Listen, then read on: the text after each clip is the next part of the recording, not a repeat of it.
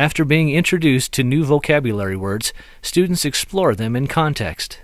The teacher helps them think back to what they heard in the reading and apply the words to the details in the selection. Then students return to the knowledge rating and think about what they've learned.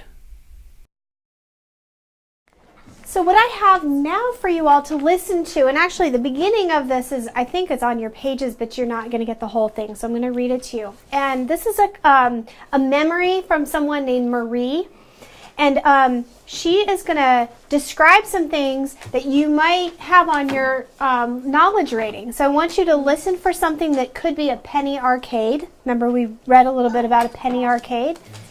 And for a description of the pavilion.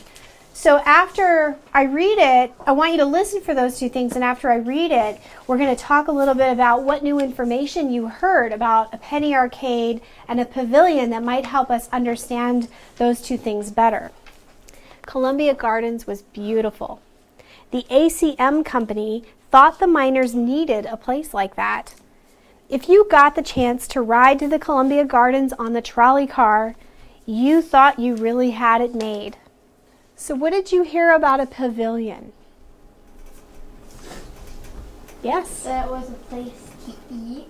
Okay, right. And we decided over here that what did we decide, Michael, was what a pavilion was? Do you remember? Or maybe it was Connor. I know it was over here I was talking. It was a building. A building, good. So it was a building where you could eat. Justice? What kinds of games and activities did she describe in here? It was right at the beginning. Does anybody remember?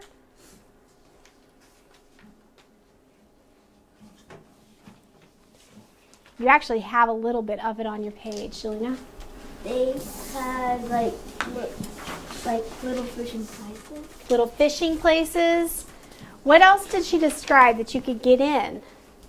Yes, Tyrell? You could go on the roller coaster. On the roller coaster, yeah. Other things you remember?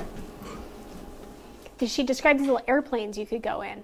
And they would go up and down. So it sounds a lot like if you go to the fair, some of those same kinds of games. Do you guys have a connection to that, going to the fair? Yep. Yeah. Yep. To me, it sounds almost identical. She's talking about ice cream. Oh, I just love that. Popcorn, right? That's another thing she talked about. So the next piece, actually Mr. Reese is going to read, but I want you to listen for a couple of things. This one, they're not going to use the words poignant and captivate. But poignant and captivate really have some things in common, and the way that she feels, the sound of her feelings that comes through this description is poignant and captivated. So we'll talk a little bit more after Mr. Reese is done reading this about maybe what poignant might mean, because I know that's one that people had trouble with, and maybe what captivate might mean as well, because they go together. So this is Lucille. All right, Lucille Sheehan. We're going to return to the knowledge rating, and I want you to pay attention to the after column now. So you're going to go through each of these words. Again, the 6 words, and you're going to mark down if you know the word and put down a definition, or maybe change the definition that you have. If you still aren't totally sure, but maybe you kind of know it, or if you still just don't know it, it's okay. But so go ahead and do the same thing that you did the first time with those X's and your comments and definitions if you have them. Changed. Nice. Oh, it looks like things are changing Good job. for I see you. lots of new X's. Yeah, moving Places X's are nice. Moving up, which is great. And if they move the other way, it's great too. Yeah, it means that we've learned something. Mm-hmm. Right? Good. Take this time to see if you can't move those, or to see if you can move them. All right? Pick one X that's in don't know. Go back to the text, look for your context clues, look for the clues around the words, sentence before, the sentence after, and see if you can't maybe adjust your X.